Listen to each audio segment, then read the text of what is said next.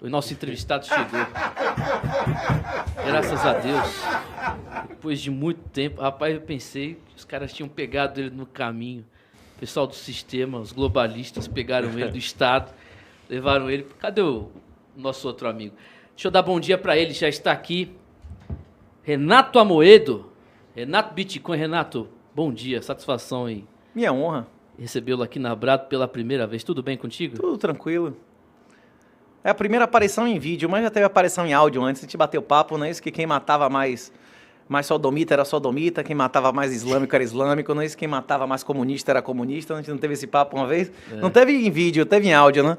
E aí, Renato, tudo tranquilo, cara? Tudo tranquilo. Cidade travada, né? Trânsito terrível. É complicado. Estamos recebendo aqui no estúdio também o Herege. Danilo Herege está aqui no estúdio da Brado Rádio, gente boa também. Senta aí, Danilo, participar, acompanhar a entrevista aí no estúdio. Renato Amoedo, eu vi o seu podcast, cara. Faz um GCzinho, Rebeca, para colocar para quem nos acompanha no vídeo. Nós estamos ao vivo também no Rumble, você que nos ouve na Brado Rádio. Estamos ao vivo no vídeo, você que deseja conhecer o Renato Amoedo no vídeo, acesse agora rumble.com/brado. Eu estava assistindo o podcast A Deriva. E eu falei pro Léo Dias, ele mandou o link para mim e falei, rapaz, sensacional esse podcast. Sensacional, foi... Você falou muito bem, deu uma aula sobre o que está acontecendo, o que pode acontecer, do seu jeito, bastante agressivo, e é o jeito certo, é a verdade. Mas você não falou muito sobre você, cara. Eu queria perguntar agora sobre a sua vida. Como é que você começou a estudar, se aprofundar em todos esses assuntos? Isso nasceu quando? Com o professor Olavo de Carvalho? Ou você já era um cara estudioso? Diga aí, Renato. Eu sempre acompanhei, desde os anos 2000. Primeiros textos que eu li do professor Olavo foi no início da faculdade, em 2000, 2001. Schopenhauer, Como Vencer um Debate Sem Ter Razão, na edição brasileira de 2001.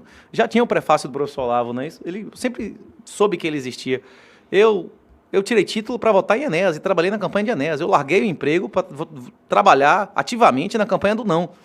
Na minha família, a aparição de Fátima e a mensagem de Fátima de que o mal da Rússia e que era o comunismo ia se espalhar pelo mundo era uma verdade incontestável, né? Eu fui a Fátima, inclusive, menor de idade. Para mim, nunca houve dúvida qual era o lado certo e qual era o lado errado, né? A maioria das pessoas, inclusive o livro do Lenin, né, diz que o socialismo é uma doença infantil, né, que a maioria das pessoas elas são socialistas na adolescência. Isso não aconteceu comigo nem na infância. Eu já sabia desde o início qual era o lado certo e qual era o lado errado, né?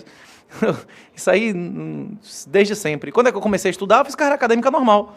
Fiz vestibular, estudei na faculdade, na universidade, e no tempo que eu estava na universidade, era absolutamente claro a degeneração moral, né? Eu peguei professor Calmon, Washington, pessoas que eram da Silent Generation, pessoas que já eram adultas antes da Segunda Guerra Mundial. Você via a diferença entre eles e os baby boomers, os caras que hoje em dia têm 60, 70 anos, era um absurdo, abissal. E entre esses boomers e os geração X, millennials, nem se fala, né? E isso é comprovado, não é só uma impressão. Se eu chegar e disser aqui, olha, os melhores alunos, professores que eu tive na vida caíram fora desse país, vai dizer, não, isso é só uma impressão não representativa, idiosincrasia, né? Uma observação idiosincrática, uma anedotal. Não, isso é comprovado estatisticamente. O Brasil é um exportador de gente desde que a gente nasceu, né? Desde a década de 80. O exportador de gente de qualidade. E as pessoas que importam, escória, não é isso? O que faz um país, uma família, uma empresa se desenvolver ou virar um inferno são as motivações. Se valer a pena ser vagabundo, a maioria vai ser vagabundo. Seja porque atrai vagabundo, seja porque quem não for vagabundo vai ser eliminado, não é isso? Não é uma questão individual, são institucionais, não é isso? A regra da natureza é a mesma do mercado, é a liberdade mediada pela eficiência. E aí eu comecei a fazer faculdade, estudar, fiz mestrado, fiz doutorado, fui escolar na Europa, conheci Nobel, retive bolsa para conhecer, passear em Chicago, e eu observei isso pelo mundo. Eu achava que o Brasil era uma merda, que esses professores daqui eram uns merda, que, né, se eu fosse na Europa, nos Estados Unidos, nas grandes universidades, que custa centenas de milhares de dólares por ano para estudar, eu ia encontrar pessoas melhores, você encontra pessoas melhores que... Pelo menos não está com sandália havaiana e fumando maconha com cheiro de droga. Coisa intelectualmente. Mas os caras são mais inteligentes. Mas o cara mais inteligente, com conclusões igualmente ponerológicas, o cara depende de uma malignidade maior. A tríade do mal, como os psicólogos definem, né? É isso. Por exemplo, aquele papo que eu tive com o Petri lá na Deriva, eu não tenho como falar de desnazificação, eu não tenho como falar de ponerologia, de conceitos que a maioria do pessoal aqui entende. O Petri não entende que nós vivemos em um estado de exceção. Eu pergunto a ele, a exceção, a regra é a lei ou a regra é a ilegalidade? Ele acha que a regra é a lei, ele diz que não sabe responder. Eu percebi isso. É isso. O pessoal que ouve aqui a Brado Rádio, eles têm noção de que nós vivemos em um estado de exceção. Cada lei assinada por Dilma foi ilegal, porque existia uma lei chamada Acordo Ortográfico, não é isso? E não existe presidenta no Acordo Ortográfico, não é isso? Todas as leis assinadas por Dilma são ilegais, não é isso? Sim, claro. É isso. Hoje em dia, cada manifestação, o cara abre a boca, ele já está cometendo ilegalidade, não é isso? Absurdo. São 11 horas e 26 minutos, estamos aqui com Renato Amoedo, aqui no estúdio, no programa Brado Jornal, hoje especial, estamos 11h30 no ar ainda. E, Renato, queria te perguntar uma coisa. Aliás, tem gente mandando beijo, viu? A Cari Alves, a nossa apresentadora, ela foi sua aluna na Faculdade de Direito. E a Sarinha também, a Sara Couto. Bom dia, Timothy. Por favor, mande um grande abraço para meu querido professor Renato. Estou ligadinho assistindo pelo Rumble. Estamos ao vivo somente no Rumble, não no YouTube. Aplausos aí para as nossas queridas aí da Brado. Renato Amoedo, a Cari e a Sara são fãs, foram alunas do Renato. Faz muito tempo, Faz muito tempo, você deve ter... Você lembra delas, não? Lembro, claro, absolutamente. Eu lembro todos os meus alunos da FPB. Malucas, né? Minha experiência... Não reprovou, não, né? Não sei dizer, aí já não lembro. Mas a minha experiência na FBB foi extraordinária lá com a doutora Lorena, com a Átila. Inclusive, eu fui professor do pai do Átila Brandão. Ele foi na época, ele foi o aluno de Direito com mais idade na história do Brasil, não é isso?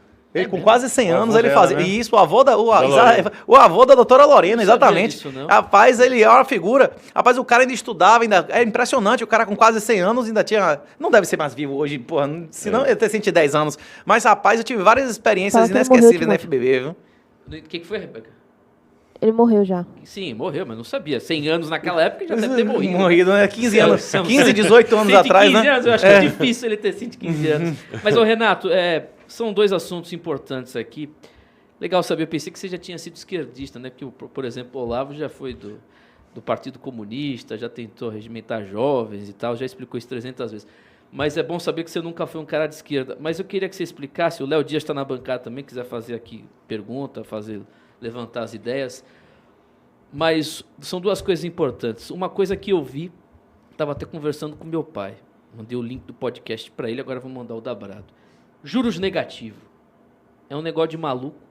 É o conceito de juros negativos. O conceito de juros negativos, para as pessoas entenderem, que é assustador, é meio desesperador para o cara que acha que está guardando dinheiro, está trabalhando, está suando nos últimos anos, achando que vai conquistar, que conquistou alguma coisa aqui no Brasil com os ativos que nós temos aqui nacionais.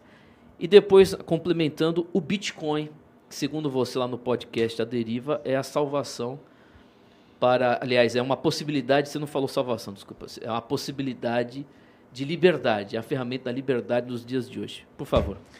Ele não é a única arma que a pessoa pode adotar. Tem várias armas, que inclusive existem há milhares de anos, que as pessoas podem adotar para fugir do legacy, para fugir do sistema convencional, onde não existe possibilidade de enriquecimento para os honestos e apenas os vagabundos, os amigos do rei, os cantilionários ficam ricos. Nós vivemos, não apenas no Brasil, no mundo inteiro, um sistema altamente fascista. O que significa fascismo? Significa que as grandes empresas, as grandes corporações, os grandes bilionários, eles só existem através de uma relação simbiótica com o Estado. Nada fora do Estado, é isso que significa o fascismo. Quantos bilionários hoje no Brasil não dependem de juros subsidiados do BNDES, de amizade com o juiz, com amizade com o ministro do Supremo, o ministro do STF, STJ? Quantas pessoas têm negócios na Bahia? Não precisa nem ser bilionário. Quem tem um negócio acima de 100 milhões de EBITDA aí e não precisa de favor de juiz e favor de desembargador, isso não existe.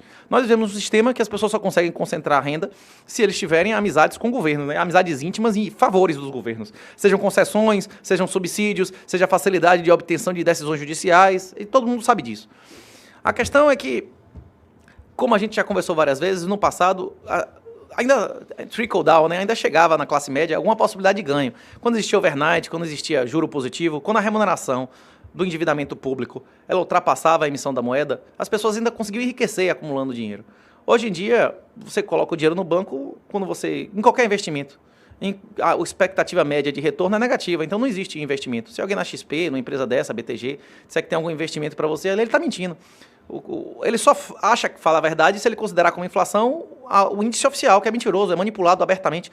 Inclusive nos Estados Unidos, que tem um nível de moralidade até um pouco maior do que aqui, os índices oficiais de inflação nos últimos 30 anos mudaram pelo menos 20 vezes. Qual era a sexta, né? Do CPA, do CPA, CPI. Então, como é que chama? Isso é só um índice. A inflação real não é índice de preço. A inflação real é o aumento da base monetária, que você pode ver no site do Banco Central, do Banco Mundial, até no TradingView lá, e ele demonstra que nos últimos anos é acima de 20% para o dólar e para o real. Se você não tem um retorno acima de 20% em dólar por ano, descontado o risco, descontado todos os custos, o tempo que você gastou, os impostos e tudo mais, você está perdendo riqueza. E a remuneração pelo monopólio de emissão da moeda chama senhoreagem. Na época do quinto, né, que tinha, o quinto dos infernos, né, o quinto que Tiradentes fez guerra, morreu gente para não pagar. Era uma vez e você cunhava o dinheiro, 20% do ouro que tinha saído do subsolo, você podia circular como moeda para sempre. Hoje em dia é 20% ao ano. Você se empobrece 20% ao ano se você aceitar que real é seu padrão contábil, é seu padrão de valor. Se você quiser realmente ganhar nominalmente, é melhor você ir para a Argentina. Na Argentina, lá você consegue facilmente 60% ao ano, pré-fixado em banco, né? Você quer 60% em peso argentino? Quantas moedas colapsaram nos últimos 2 anos? Como é que está a moeda do Sri Lanka? É pesada a moeda do Sri Lanka, não é isso? Como é que está a moeda do Líbano? No Líbano, a terra dos ancestrais do filho de Léo, não é isso? Os caras também estão... Teve um dia que desvalorizou 90%, não é isso? Como é que está a moeda agora no Irã? O real, parece até o real, não é isso? Como é que está a moeda na Venezuela? Como é que está a moeda na Argentina? Aí vai começar cada vez mais países a acontecer isso. O governo só tem 3 maneiras de arrecadar dinheiro. Ele pode arrecadar dinheiro com tributos, que inclusive se ele diminuísse tributos ele arrecadava mais, isso é demonstrado na curva de Laffer. A maioria dos tributos que existem no Brasil não tem como objetivo arrecadar, tem como objetivo manter você pobre. O político quer você pobre, seu filho pobre e dependente e burro, ou ele quer seu filho rico, independente e inteligente? Se seu filho for rico, ele é independente, ele vai cagar pro político. Ele vai morar em qualquer país do mundo que ele quiser, não é isso? O político quer que seu filho more no país que ele puder, não é isso? Que dependa dele, né? Absurdo. Então, pois é. Ô, Renato, deixa eu só perguntar, qual que é o lastro do real e do dólar? Qual o lastro do dólar? Falavam que era o ouro, o lastro do dólar. Tem lastro o dólar? Durante mais de 100 anos, o dólar, inclusive, o símbolo do dólar, ele vem da bandeira da Espanha, não é isso? Porque o dólar era uma moeda espanhola que circulava livremente nos Estados Unidos, na época dos pais fundadores. A bandeira da Espanha, aquele arco, os arcos de Hércules, são o símbolo do cifrão é uma simplificação dos arcos de Hércules, que é o brasão imperial espanhol, não é isso? É interessante, né, que as bandeiras de Portugal e da Espanha são símbolos de vitória contra o muçulmano. Nossa história é uma história de guerra contra o muçulmano, contra a escravidão muçulmana há quase 800 anos, né? Nós lutamos de 711 até 1400 e tanto, quase a descoberta da América, e hoje, de ameaça existencial, eles são nossa última esperança, eles são a última civilização do mundo que ainda tem filhos, não é isso? A última civilização do mundo que não aceita aborto, castração de guri de 11 anos e essas coisas, né? É interessante, né? Que nosso escravizador, exterminador, hoje é para muitos a esperança existencial da nossa continuidade, né? Mas, voltando, respondendo sua pergunta, durante mais de 100 anos, o dólar era uma moeda, era uma medida de peso, que eram 20 dólares era uma onça de ouro, que era 31 gramas, mais ou menos uma onça Troy, era 31 gramas de ouro. Uma grama de ouro hoje está o quê? 300 e poucos reais. Quanto é 31 gramas de ouro, não é isso? É isso, era para ser um dólar, se o dólar hoje fosse o dólar de até 1931, o dólar seria mais de 10 mil reais, não é isso? Quanto é que está o dólar hoje? Aí em 31, o governo americano disse que todo mundo era obrigado a vender o dólar para o governo a 20 dólares. E uma semana depois eles disseram que o dólar agora vale 35. Só que todos os americanos são proibidos de ter. Aí em 71 eles disseram que nem 35 valia e que não ia devolver o dólar a ninguém, em nenhum país inclusive, e que o dólar e que o ouro ia circular livremente. E agora o ouro vale, uma onça de ouro vale quase 2 mil dólares. Uma desvalorização desde 71 aí de mais de 99%. No real a mesma coisa. Quando começou o plano real, uma grama de ouro era 10 reais. Quanto é uma grama de ouro hoje? Também é uma desvalorização de mais de 99%. E se você comprou uma grama de ouro a 10, 11 reais em 94 e vender agora, não apenas você teve uma perda absurda, porque o ouro hoje vale menos do que valia em 2011 em dólar, ele está sendo demonetizado pesadamente, como toda a economia física está indo para a economia da informação, dos serviços, como você ainda vai ter que pagar imposto sobre sua perda, né? Porque você teve ganho nominal. É brincadeira. É por isso que eu digo, o pessoal me critica de eu ser ANCAP e servidor público, mas na verdade a meta do comunismo é a destruição do Estado. Eu estou oferecendo o final do que eles prometem no comunismo sem a violência. E Quem realmente colabora com o Leviatã, quem aumenta seu poder e sua violência, não é quem é servidor público. Quem é servidor público exerce respeitando o direito natural e as leis de Deus, reduz a malignidade da natureza estatal. Quem aumenta o poder e a violência do Estado são os gadinhos que compram ação, que compram tesouro direto e que financia estados totalitários de exceção. O cara que tem um negóciozinho formal, o cara que tem imóveis, esse é o comparsa. Inclusive, ele é moralmente inferior ao ditador. Quem tem um imóvel em Cuba, na Coreia do Norte, quem investe em um lugar desse é inferior ao ditador. Porque o ditador comete crimes na Coreia do Norte, em Cuba, na Rússia, para defender a família dele, a facção dele, a ideologia dele. Quem investe num lugar desse, ele está destruindo a si, a sua família, em benefício do outro, não é isso? E a saída... Desculpa, você queria fazer a pergunta? Não, eu queria que ele emendasse, eu queria aproveitar, Renato, que você emendasse o conceito de juro negativo, associando com essa lógica que você falou do fim do lastro da emissão do agregado monetário, com a lógica do fim que está previsto do dinheiro físico. Como é que isso vai fazer com que, de uma vez por todas, o poder de poucos seja consolidado, dominando completamente a humanidade, né? Muita gente está comemorando aí, por exemplo, a facilidade que você tem hoje dos pagamentos através do Pix, acostumando todo mundo a fazer transações que antes não eram feitas usando a tecnologia, mas em breve, em pouco tempo, aí talvez 5 anos, acho que você falou 10 anos, né? É muito claro que o dinheiro físico vai deixar de existir e, basicamente, o controle absoluto, né, como está previsto até no livro do Apocalipse, eu acho que vai se fazer presente como nunca na história da humanidade, né? A definição de juro negativo. Juro é remuneração pela liquidez. Juro é remuneração pela liquidez. Interesse, em espanhol, interest, em inglês, né? O interesse. É a remuneração pela liquidez. Se essa remuneração ela for menor do que a inflação, ele é negativo. Na Argentina, a inflação 100%, certo? O cara lhe paga 60 no banco. Qual foi seu ganho real? 100 menos 60 dá quanto? 40. Menos 40, não é isso? Então você perdeu dinheiro emprestando dinheiro para o banco na Argentina. Isso é juro negativo. Lá é muito claro, isso até mesmo no critério da inflação de parâmetro de governo, do índice de inflação. Aqui eles criam um índice de inflação fraudado para dizer que a inflação média de real foi 6,5%, mas só que o número médio de reais que foi impresso nos últimos anos é acima de 20%. Então eles te pagam 10, sei lá. E você ainda paga imposto em cima. Você paga imposto em cima sobre sua perda. Exatamente, você é duplamente empobrecido. Você é empobrecido porque você recebeu uma remuneração abaixo da sua diluição. A sua diluição é o aumento da base. E existe numa sociedade normal, saudável, que aumenta o número de pessoas, que aumenta a tecnologia, o custo das coisas tende a diminuir. O custo das coisas diminuiu desde 94. É daí que veio o enriquecimento da senhoriagem. O governo, a tecnologia faz as coisas serem mais baratas. O normal em uma sociedade é que a grama do ouro, o litro de gasolina, o quilo de carne ficasse cada vez mais barato. É exatamente pelo fato de não estar ficando mais barato que o governo se enriquece. A casa que meus avós nasceram não tinha energia elétrica, beleza? A casa que meus pais nasceram não tinha televisão. A casa que eu nasci não tinha computador. Se seus avós tivessem aceitado que a inflação era 6,5% por ano, a inflação fosse o índice e não realmente a base da base monetária, os seus filhos teriam o padrão de vida dos seus avós que nasceram em casa sem energia elétrica. É isso. E aceitar isso é aceitar todos os ganhos tecnológicos. E a partir de 2008, aceitar perdas também. Certo? A moeda fiduciária, em todas, tem ciclos civilizacionais, né? A gente demonstra isso muito claramente no livro Bitcoin Red Pill. Tem de graça. Tem de graça na internet, tem no Amazon, no Kindle, tem ditado para quem for cego. Já baixei o meu já no Kindle. Na L de Liberdade, no Rumble. É isso. Quem tiver interesse, eu tenho um Substack que explica todas essas coisas, tem um textozinho de 5 páginas, porque o juro negativo desde 2008, que compara, inclusive mostra que bolsa toma cacete de dólar no colchão, bolsa toma cacete em qualquer cenário de ouro no colchão, que não é investimento. Então, uma coisa que toma pau de uma coisa que não é investimento não pode ser investimento. É isso. Você tem que estudar. Existem alternativas, certo? Ouro é uma alternativa? De hedge de investimento não. Uma coisa que performou historicamente, secular, é arte. Você tem condição de comprar arte? Você precisa estudar. Você tem condição de comprar gemas, pedras? É uma alternativa. Você tem condição de pesquisar isso? Você tem que estudar. Qualquer coisa que você se meta sem estudar, você vai perder, bicho. Não tem condição. Existem várias alternativas. Por exemplo, na China hoje, se você não sai da China sem um guanxi, sem uma peixada, você pode chegar no aeroporto com visto e passaporte, ele lasca seu visto, você morando nos Estados Unidos, ele diz, você não vai sair daqui, seu otário. Volte para casa e vai arranjar um emprego. É isso que ele vai dizer a você. Se você ser tirado e colocado na China hoje, custa na base de $100 mil por cabeça a perna. Se você quiser ser colocado lá ou tirado lá informalmente, é $100 mil. Você acha que não tem gente fazendo isso com barco, com veleiro? Isso não é um grande investimento, uma alternativa?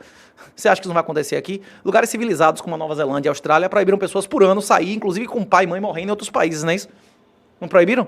Você acha que isso não vai acontecer aqui? A Argentina não fechou as portas? Você tinha que ter um ganchinho, uma peixada também para sair da Argentina? Você acha que não vai acontecer aqui? E muito mais perigoso do que acabar o dinheiro físico é acabar CNH, passaporte e documentos físicos. Você for no a maioria dos voos agora, eles querem fazer biometria. Ninguém vai entrar nem sair do país sem biometria. A CNH vai ser biométrica eletrônica, não tem CNH agora, o aplicativo do escravo. Pesquisa aí o que é aplicativo Vital. Todos os grandes grupos do mundo estão tentando empurrar o aplicativo Vital para ter total controle da pessoa. Até esse chat de DP aí, tá fazendo uma shitcoin, né? Isso pra você dar até o sua íris. Ele te dá um dinheirinho pra você dar sua íris, dar sua digital, dar a cara do seu formato de sua cara, não é isso? Fica preso ao sistema. Pois é. Controlado. Se você não... O STF essa semana decidiu de maneira categórica, não tem essa. Se você dever, se você desobedecer a ordem de juiz, uma dívida pública ou privada, eles podem suspender seu passaporte, seu CNH, você não pode dirigir, você não pode sair do país, meu irmão. Se nós estamos nos últimos anos, você que está me ouvindo, eu estou me doxando aqui, eu estou reduzindo minha expectativa de vida, aumentando a chance de minha família ser sequestrada, meus filhos, meus pais e tudo mais morrer de uma maneira violenta, para salvar a sua família. Aproveite o que eu estou ouvindo, vai estudar, pesquisa o que é Bitcoin. Se você não tiver Bitcoin, você não vai ter como sair daqui. Você não vai ter como comer carne. O seu único dinheiro vai ser controlado pelo governante, que vai botar, como já deixou claro que vai colocar, um esquema de gamificação, de controle, de controle social do seu dinheiro absoluto. O dinheiro vai ter prazo de validade, que o governo não quer que você acumule. O dinheiro só vai poder ser gasto em X, Y situação. Se dependendo do que você fizer, do que você disser, eles vão suspender seu acesso às suas contas, como fizeram no Canadá, com centenas de milhares de pessoas, simplesmente porque postaram publicamente críticas legítimas a Trudeau, não é isso? E o Canadá é considerado um país civilizado em relação à banânia, não é isso ou não? Primeiro mundo. Pois é. Os caminhoneiros tiveram contas bloqueadas. Não foi só caminhoneiro, não. Aqueles que publicaram na internet, na rede social. Apoio ao cara, né? Você doou R$10, você emitiu opinião, o cara bloqueou sua conta por meses. Agora quem tinha Bitcoin continuou podendo comprar qualquer coisa. Quem tem Bitcoin na Venezuela come bem, recebe tudo da Amazon. Quem tem Bitcoin na Argentina está recebendo tudo do exterior, da Rússia, todos esses países aí em colapso. Quem tem Bitcoin no Líbano tá beleza. Inclusive, você aprendendo a utilizar Bitcoin, você ter pela primeira vez um ativo que ninguém tem como lhe tomar. Eu vi você através da violência. É o primeiro ativo na história da humanidade que você pode levar para você num caixão.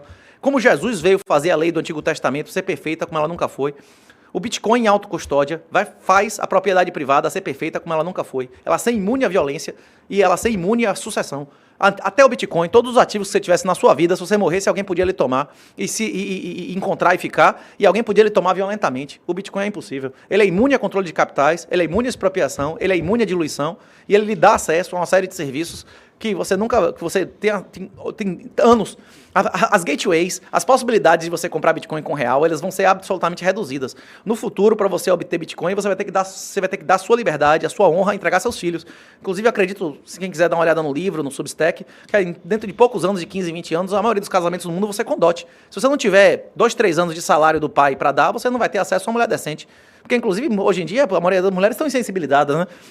Jesus foi claro em João 4 que a mulher que tinha dormido com 4 caras não quer ser esposa de ninguém, né? Que repudiada não tem segunda chance. Imagine com essas meninas agora que estão fazendo coisas que a garota de programa não fazia, né? 16, 17 anos aí. É isso. Cachorro com cavalo, com não sei o quê. Lesbianismo. Quantas garotas de programa há 30 anos atrás aceitavam fazer orgia? Quantas meninas de 30, 40... Uma garota de programa de brega, de bordel de 50 anos atrás aceitava fazer coisas lésbicas? Aceitava, herege, Danilo? Você que tem as informações aí. É isso. O professor Olavo foi muito claro. Não foi muito claro. Isso é uma caixa de Pandora. Na hora que você aceita isso tá tudo no Antigo Testamento.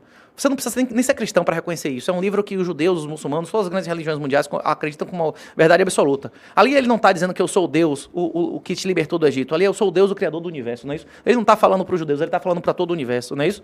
Ele deixa claro qual é o papel da mulher, qual é o papel do homem, e como o satanismo, a sodomia, o animalismo, o gaysismo, o racismo negrista, todas essas coisas são absolutamente satânicas. Quem disse isso não sou eu, é Deus, o criador do universo, no primeiro livro da Bíblia, não é isso? Perfeito. Ô, Renato, daqui a pouco eu quero falar sobre esse assunto mais um pouquinho, sobre essas questões aí, essas agendas hoje que estão destruindo a sociedade ocidental. Deixa eu te fazer, e também a oriental, outra pergunta sobre Bitcoin. Você falou lá no podcast do A Deriva, que o cara que tem Bitcoin, por exemplo, na Venezuela, ele consegue ter uma vida legal. O cara que tem Bitcoin em Cuba, em outros países, explica mais pra gente qual é a diferença, porque muita gente está comprando Bitcoin aí, o cara compra na corretora e tudo mais, só que ele está também refém do Estado. Eu não sei se o Estado consegue bloquear, se o indivíduo for um alvo primário do Estado, ele consegue ter o que ele tem de Bitcoin bloqueado, retido pelo Estado. Qual é a diferença do que você falou, Bitcoin em alta custódia? Explica pra gente quais são as diferenças, como é que o cara ele consegue ter liberdade, mesmo em um Estado totalitário, um país onde existe uma opressão. Todos os países estão assim, né? A questão só a diferença é gradativa de um país para o outro. Mas como é que o cara que está numa situação, por exemplo, hoje no Brasil, tem muita gente que foi presa injustamente, perdeu tudo, teve as contas bloqueadas, e se tivesse o Bitcoin, teria salvação? Explica pra gente mais uma vez, Renato. Eu vou responder sua pergunta, mas eu vou utilizar 60 segundos antes, pela ordem, para desfazer um desses pressupostos que você disse aí. Muita gente acha que Bolsonaro fez o que podia. Eu peço, quem tiver interesse, que pesquise um kebab chamado Bukele. Bukele tomou posse no mesmo ano de Bolsonaro. Primeira coisa que ele fez foi limpar as Forças Armadas. Sumiram, morreram ou fugiram do país 20% dos generais que eram vagabundos, não é isso? Aí depois sumiram, morreram ou foram presos os 20% dos deputados que eram vagabundos. É o Salvador. Depois, 100% do STF foi demitido. Essa galera toda caiu fora ou foi presa do país, não é isso? E depois, 20% dos juízes que foram ilegalmente colocados nos seus cargos são pessoas que não têm condição nenhuma, também fugiram ou foram presos do país. Em El Salvador, nunca houve decrescimento, o país continua crescendo 2 dígitos, não teve um dia de focinheira, não teve um dia de lockdown, de tranca tudo, ninguém foi vacinado. Vacinação obrigatória. Não houve em nenhum momento. Então, tipo assim, existem, até dentro da cadeia, mesmo instituições malignas, existe um grau de malignidade. Na cadeia, existe uma hierarquia. Mesmo entre os presos, o estuprador pedófilo não é tratado igual um assassino dentro da cadeia, é? Um estuprador pedófilo é tratado igual um assassino, um ladrão de banco na cadeia. Dentre os vagabundos, existem gradações morais. Isso é uma questão discutível, não é isso ou não? Isso é uma verdade de fato. Exatamente. E entre os governos, existe uma gradação moral. Você não vai dizer que a Coreia do Norte é moralmente igual a Cuba, que é moralmente igual ao Brasil, não é isso ou não? Os governos da República, existem gradações morais. E o pessoal vai dizer, mas Bukele fez isso porque o país é pequeno. Se você já leu Herman Hoppe, Democracia, o Deus que Falhou, qualquer outra obra dele, você sabe que quanto maior o país, mais fácil de você fazer coisas contra a vontade da população, porque o governante está mais isolado, não é isso? Você está em um prefeito, é muito mais fácil você matar um prefeito do que um governador, é mais fácil você matar um governador do que um presidente da República, não é isso? Então, para Bukele foi muito mais difícil. Bukele nem mesmo emite a própria moeda. A moeda era o dólar e agora ele reconheceu o Bitcoin como moeda, como também outros países, como a República Centro-Africana. Dólar também, né? É isso, dólar também. Hoje, se você tiver Bitcoin, tem vários países que lhe vendem cidadania, lhe vendem passaporte, a Suíça vende residência a você, com imunidade. Zug, que é um dos cantões da Suíça, lhe vende imunidade eterna. Você nunca mais vai pagar imposto, nem seus parentes quando você morrer. Você paga uma lampção e acabou. A questão é que, para você ter acesso a essas coisas que vão explodir nos próximos anos, você vai ter que ter o Bitcoin. Se você não tiver, você não vai ter acesso. A sua primeira pergunta é, o que é autocustódia? Quando você tem saldo, se eu tenho um crédito de reais na sua mão, eu não tenho reais. Você pode ou não pagar o crédito que eu devo a você, não é isso? Quando você tem conta no Banco do Brasil, tem real no Banco do Brasil, você não tem reais. Você tem um crédito contra o Banco do Brasil, que pode ser bom e pode ser podre, não é isso? Você pode chegar lá, o Banco do Brasil tem um processo de liquidação e você não sacar sua porra do seu real, não é isso? Perfeito. O Bitcoin só é realmente seu se você tem controle exclusivo das chaves privadas. Isso significa que você compra uma hardware wallet ou que você baixa um programa offline, num pendrive, num cartão de memória, no celular velho, num tablet velho, um computador que você não usa mais, e gere as chaves públicas e as chaves privadas. E você tem controle exclusivo. O Glideson lá, que era o cara do... Como é o nome do negócio do Cabo Frio lá do Rio de Janeiro? Gás. Rapaz, o Glideson, na minha opinião, é o macho alfa do Brasil. Glideson roubou... Tô por fora disso. Não, Glideson roubou o Edir Macedo, que botou Bolsonaro de 4 aos pés dele publicamente, não é isso? Beijando, não é isso ou não? Não foi? Glideson, macho alfa do Brasil. Glideson roubou milhões de Edir Macedo, que botou Bolsonaro de joelho com a boca no falo dele, não é isso? O cara com metade do tamanho do Bolsonaro, não é isso ou não? Tem fotos, inclusive, na internet, que eu tô dizendo, não aconteceu isso ou é mentira? Voltando, o macho alfa do Brasil, a mulher tomou 3 mil Bitcoin dele, que estava na Binance, e ele fez custódia privada, só que ele comprou um equipamento chamado uma Trezor, que faz isso, custa uns 50 a 100 dólares, e botou as palavras que foram geradas anotadas no equipamento. A Polícia Federal abriu e obteve os 600, 700 Bitcoin que ele tinha. Ele perdeu tudo. Então é importante. É isso. O Gladson, talvez ele não... se ele tivesse memorizado 2 dessas palavras, não é isso? Pelo menos, ele podia, na hora que saísse da cadeia daqui a 5 ou 10 anos, recomeçar em alto estilo, né? Você tem salvo o restante, só as 2, 3 palavras que faltam para completar o seu código, você fica na cabeça. Ou você pode, além daquelas palavras... Existe um negócio chamado passphrase, você pode botar as palavras e criar uma outra passphrase, que pode ser uma letra de música, um endereço. Resumindo a história, o cara que tem um Bitcoin hoje está se achando, o Renato falou, tem aqui 3 bitcoins, já 4 bitcoins aqui Na corretora. Na corretora, não sei aonde, na XP e tal. Isso é uma merda. Não presta. Se o Estado quiser lá e bloquear o seu ativo, já foi. Não só o Estado, né? Como a Moeda, maioria das pessoas. A maioria das pessoas que já tiveram Bitcoin perderam. A maioria das pessoas que tiveram Bitcoin perderam e não foi por causa do Estado. A maioria Um das hacker pode tomar. O próprio dono da empresa fazer um exit scan e dizer, rapaz, eu tenho um fluxo de caixa de X, se eu roubar esses otários aqui, eu vou ter 200X.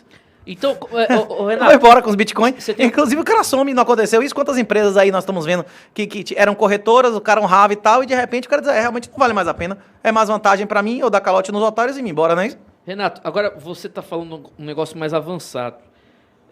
Sei que não vai dar para explicar aqui no programa, daqui a pouco eu vou ter que encerrar. Mas então o indivíduo ele consegue utilizar um dispositivo offline, ele vai conseguir Qualquer salvar computador. os bitcoins dele num pendrive. Você, um negócio... quando explicaram para Obama o que era um Bitcoin, o Obama teve uma reunião com um cara que sentou com ele e gerou, sem acesso à internet, chaves públicas e privadas, endereços para depositar Bitcoin e as senhas, que são as sequências para acessar aquele dinheiro. E Obama, no mesmo dia, disse publicamente que o Bitcoin é o retorno das contas numeradas na Suíça, com a diferença que você não precisa ir na Suíça, que você pode gerar dentro de sua casa. Não é um equipamento, é qualquer equipamento, qualquer pendrive, qualquer cartão de memória, qualquer celular ou tablet, computador velho na sua casa, você pode criar infinitos endereços de Bitcoin. E é seguro isso? O que nunca se esteve o cara na pegar, ele leva. O que nunca esteve na internet não tem como ser hackeado. Nem se você está gerando offline, como é que o cara vai lhe tomar Mas, aquilo? por exemplo... Só se você deixar escrito junto do equipamento, como o Gladson fez. Aí é brincadeira, né? O quê? E quantos bitcoins esse cara tinha? A polícia, 700, ele tinha 3 mil na corretora que a mulher tomou, né? A Pô, venezuelana multiplica aí, lá. então, quanto Ele tinha tinha? 3 mil Bitcoin, a parte maior a mulher levou, né? A parte, isso aqui, os 700 bilhão. Bitcoin devia ser o plano B dele, né? Isso ou não? Eu não sabia dessa história desse cara, não. Que Gladson, macho alfa do Brasil. Ele roubou milhões do cara que botou o Bolsonaro de joelho com falo na cara dele, lá da Universal, não é isso? Não sabia, eu tô por fora. Bote aí, ajoelha, Bolsonaro ajoelha Edir Macedo, vai fazer a primeira imagem que aparece. E no dia seguinte, o Diário Oficial, uma caralhada de indicações de tudo quanto é cargos maravilhosos pro pessoal da igreja. Não sabe. Olha, não é isso? eu vou falar uma coisa pra vocês. 11 horas e 52 minutos, estamos aqui com o Renato Amoedo. Uma coisa engraçada é que nenhum veículo de imprensa fala sobre El Salvador. Nenhum veículo de imprensa tradicional aqui do Brasil trata desse assunto. Por que será, né? A gente vê pouquíssimas notícias sobre esses avanços relatados pelo Renato aqui.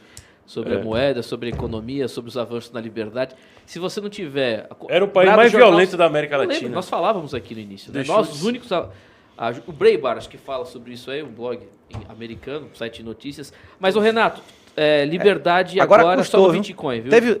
O El Salvador não chegou a esse nível que Léo tá falando aí em relação apenas a medidas de liberdade. Eles tiveram medidas de combate à vagabundagem também.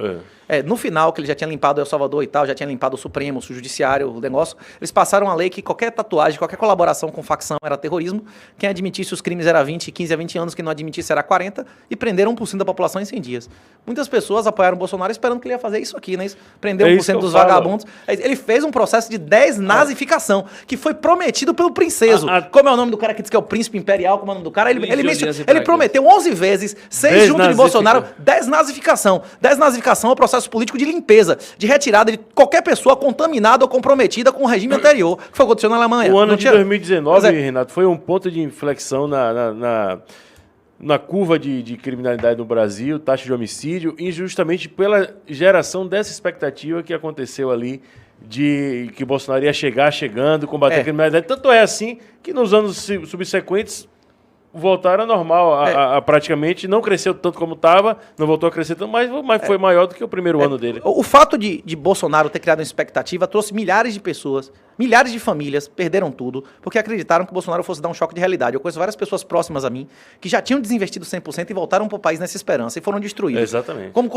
Na Bíblia, leia Samuel. Samuel avisa, não peça um rei, não terceirize o rei, não acha que sua família vai ser salva pelo rei. E quem achava, seus Maldito filhos vão ser homem que escravizados. confia em outro homem. Pois é, tá lá no Antigo Testamento. A natureza do Estado tá lá, o Estado que mandou matar os bebês judeus, o Estado que mandou matar os bebês em Nazaré. Aí o Petrinho me perguntou por que eles querem nos destruir, por que eles querem nos matar. Eu não sei, mas por que o faraó queria matar os bebês judeus? Provavelmente para facilitar o controle, não é isso? Você quer diminuir a quantidade para facilitar o controle, não é isso? Mas voltando, Em relação a El Salvador tinha uma criminalidade 3 vezes maior do que a do Brasil e hoje tem uma criminalidade, esse ano, El Salvador teve uma criminalidade mais baixa do que no Canadá, que é metade dos Estados Unidos. O quê? Mas isso custou a prisão de 1% da população em 100 dias. Foi uma operação de guerra. Morreu muita gente inclusive todos os dias. Mas também. A maioria é vagabundo. Morreu muito vagabundo, custou sangue. Aí o cara, não sei o quê, o cara a paz, beleza. A paz com o domínio do vagabundo é extermínio dos decentes. É isso que foi a opção de Bolsonaro, exatamente. Não existe paz sem guerra. Não, é isso. Não, nós temos... o fim da guerra é a paz. A questão é que quem ganhou vai colocar os termos da paz. Quem ganhou no nosso país foi quem está no governo e hoje em dia controla todos os tribunais, todas as universidades, todas as grandes mídias. Se você quiser colaborar com eles, você investe no sistema deles. Em um estado de exceção, em um lugar onde não tem lei, o voto na urna não representa nada. A maioria da população é a favor de armas. Passou quantas leis de armas depois do negócio? A maioria da população é contra viadismo, como é o nome? Sodomia, gaysismo e travestismo infantil. Quantas normas contra travestismo infantil não passaram? Zero. A democracia, como os pais fundadores sabiam, era uma degeneração da república. Nós estamos em um regime que você votar na urna não vai mudar absolutamente nada as instituições. A única coisa que você pode fazer, se você não concordar com o governo, é desinvestir do sistema dele, é empobrecer ele. É comprar arte, comprar ouro. O problema de comprar ouro é que quem comprou ouro na Venezuela morreu de fome. Você consegue tirar do país um quilo de ouro? Você consegue? Teve hora na Venezuela que o ouro lá valia menos da metade daqui. Vai lá buscar o ouro, você vai buscar até dólar físico que você pegar no aeroporto, você toma pau e perde o dólar físico. Agora, o Bitcoin você tá na sua cabeça. Não tem como um cara tomar de sua cabeça sem nem saber que você tem Bitcoin. Renato, e se o cara pegar o seu pendrive, o equipamento que você tá usando em alta custódia, aí os seus... Não, eu tenho uma palavra em minha cabeça, eu tenho um passphrase, ele precisa saber... Aí você acessa a internet... Não, você pode ter um cartão perfurado com as palavras, e além daquele cartão perfurado, precisa de uma senha que pode ser o telefone e o endereço da sua primeira casa. Você consegue memorizar isso? Você lembra o primeiro telefone de sua avó? Não, da minha casa eu lembro. Pois é, o endereço e o telefone de sua casa são quantos dígitos? Quanto tempo demora pra NSA quebrar isso aí? Perfeito. Em resumo, aplausos da Brada, excelente. Em resumo, você que tenta mudar o sistema já consolidado e dominado pelo crime organizado, você já está automaticamente derrotado, não é isso, Renato? Exatamente. A ideia é você fomentar o seu próprio sistema, né? O Olavo fala isso muito bem, tem uma aula que ele trata disso. E o Bitcoin surge nessa perspectiva, uma alternativa de você se desvincular do sistema que já é dominado pelos bandidos e você não tem como simplesmente enfrentá-los dentro do sistema deles, de acordo com as regras dele, que nem eles mesmos seguem, eles mudam as regras de acordo com o que é melhor para eles, dependendo do momento. Isso aí eu concordo integralmente. Agora, Bolsonaro ter diminuído a criminalidade, eu discordo absolutamente. O Alexandre de Moraes armou muito mais gente no Brasil do que Bolsonaro, porque ele liberou geral para as guardas municipais.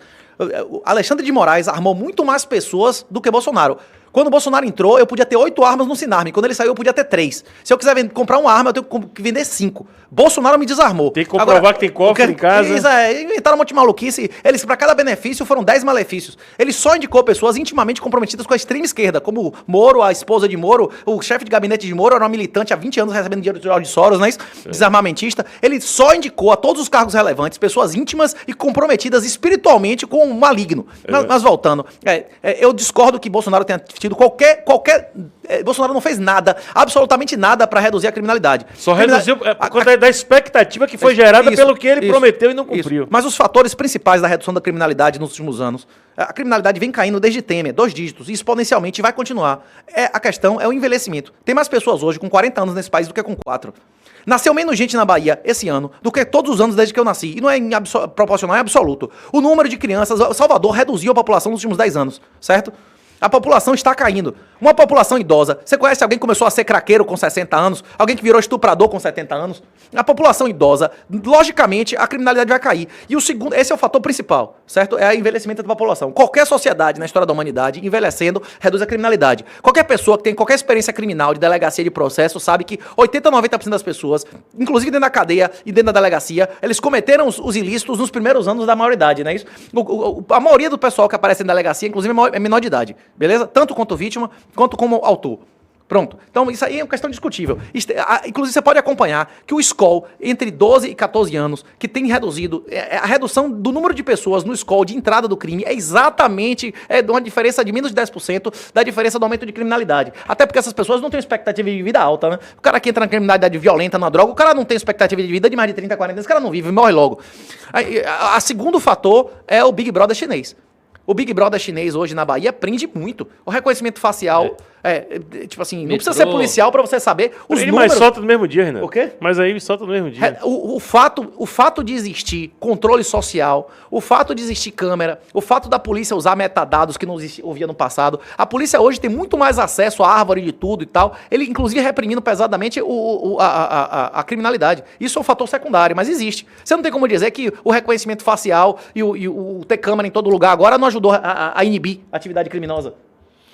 Renato, Mais ou menos. são 12:00 em ponto, eu vou ter que infelizmente encerrar a entrevista, porque estamos muito atrasados, mas eu queria só pedir última coisa para ele falar aqui. Mostra o vídeo, eu queria que ele comentasse. Esse vídeo aconteceu no shopping Bela Vista ontem aí. Olha isso aí, eu queria ouvir do Renato o que ele acha dessa movimentação no shopping em Salvador, que maravilhosa, para não dizer outra coisa aí. E falar também do que você falou, que é polêmico lá no podcast, sobre questão das mulheres e tudo mais, da questão da família, dos filhos, uma mulher que teve relações, que se envolveu nesse... Se envolveu não, que está inserida nesse contexto deteriorado de destruição da esquerda aí. Como é que... Fala mais uma vez aí que você disse no podcast também sobre essas imagens aí, Renato. Eu acredito que nos próximos 10 a 20 anos, nos próximos 30 anos, a população do Brasil vai envelhecer brutalmente. Esse negócio de investir em imóveis, isso nunca deu certo em países com população reduzindo. E a população de Salvador já começou a ser reduzida. O problema é que isso é um processo exponencial. A população do Japão, há 2, 3 anos atrás, caiu 10, 20 mil pessoas, não é isso? A população do Japão, no último ano, caiu 650 mil pessoas. Ele não cai, não é linear, ele é exponencial. A nossa vida hoje é mais parecida com alguém que nasceu na época de Cristo do que a vida de uma pessoa que vai nascer daqui a 100 anos. Nós lavamos pratos, a maioria dos americanos não sabe o que é lavar prato. Nós secamos nossa roupa no sol, a maioria dos americanos nunca lavaram roupa no sol. Nós fazemos várias coisas da antiguidade que não vão existir nem no imaginário das pessoas do futuro, não é isso? É isso. O Bitcoin é uma tecnologia que vai mudar mais a humanidade do que provavelmente a internet já mudou. Só que a maioria das pessoas elas não são capazes nem sequer de conceber o que significa isso e nem vão ser capazes se não estudar. Mas respondendo sua pergunta do que é que eu acho disso, eu acho que as pessoas são livres. A questão é que Jesus é muito claro, como Aristóteles 500 anos antes já era, que a maioria das pessoas são escravos pela própria natureza, a maioria das pessoas vão para o inferno, a casa de meu pai é como o casamento do filho do rei, e mesmo você sendo salvo, você não apaga as consequências do que você fez. Se você é um travesti aidético, e você se converter, você vai ter direito à vida eterna, não à cura da AIDS, não é isso? Como é, pai? Se você não ouve, você fica pegando. Se for um traveco, você tem o perdão de Deus. Você não pode se arrepender. Mas você não vai ser curado. Coração, dizer, eu não quero mais ser travesti, eu acredito, eu reconheço Deus e tal. Você pode se arrepender ou não pode? Não sei. Mas pode, Deus te promete salvação eterna, a salvação da sua alma ou a cura da AIDS? Salvação eterna, transcendente. Inclusive, você só vai ser salvo se você assumir, se você for homem, se você assumir a responsabilidade das imundícias que você fez, não é isso? Exatamente. Todos nós somos pecadores imundos. Nenhum de nós merece a salvação. A salvação é uma graça imerecida que vem através do Espírito Santo. E a gente só é capaz de receber isso quando a gente é capaz também de fazer o que está escrito no Pai Nosso lá, que foi a oração que Jesus nos ensinou. Seja feita a vossa vontade, não a minha, não é isso? Eu tenho que fazer o que for bom. Quem busca ser feliz serve o diabo, não é isso? Sim. Mas queria que você tivesse mais tempo aqui. Eu tenho que encerrar por causa do horário dos nossos funcionários também. Renato, mais uma vez, cara. Aliás, pela primeira vez te agradeço aqui. Espero você mais vezes aqui. De verdade, a gente precisa conversar e vamos ver se a gente come um negócio, almoça para conversar. Muito obrigado, velho. Minha honra. Renato Amoedo aqui na Brado, obrigado. Léo Dias, valeu. Valeu, Timóteo, valeu, Renato. Valeu, pessoal, até a próxima aí, grande abraço. Deixa eu ler alguns comentários aqui. Renato é um exemplo, esse cara é muito foda, ele, o IMSTMT lá no Rumble. Chernobyl, Pai Eterno, tô lutando para acompanhar o raciocínio desse homem. Acho que vou deixar para assistir em casa com calma quando chegar do trabalho. Mardônio, esse entrevistado é top, parabéns, Brado, pelo trabalho. Daniel Gomes, precisamos urgente aprender a mexer em Bitcoin, gente, tem muita mensagem, eu vou ter que encerrar. Lipão 767, que cara F. Daniel, esse cara é o máximo. Mande um abraço para o grande Renato, diretamente de Aracaju, Sergipe. A galera falando aqui de você, muitos fãs. Valeu, gente. Volto amanhã às 8 com mais um Brado Jornal. Espero você, Rebeca. Tá ligada ainda, Rebeca? Eu já dormi. Eu tô aqui ainda. Uma hora extra na vida é bom, né, Rebeca? 2 horas, né? Valeu, Rebeca. Um beijo. Até amanhã. Deus abençoe. Amém. Vocês Amém. também, ouvintes. Obrigada por acompanhar a gente. Por favor, compartilhem o programa de hoje. Que entrevista maravilhosa, né, gente? Compartilhem o programa de hoje. Entrevista. E é isso, fazer os cortes para subir nas redes da Brado. Gente, muito obrigado você que nos ouve na rádio, você que nos acompanhou aqui também pelo Rumble. Desculpa, amanhã eu leio as mensagens dos assinantes, tá? Um grande abraço. Fui. Brado Jornal.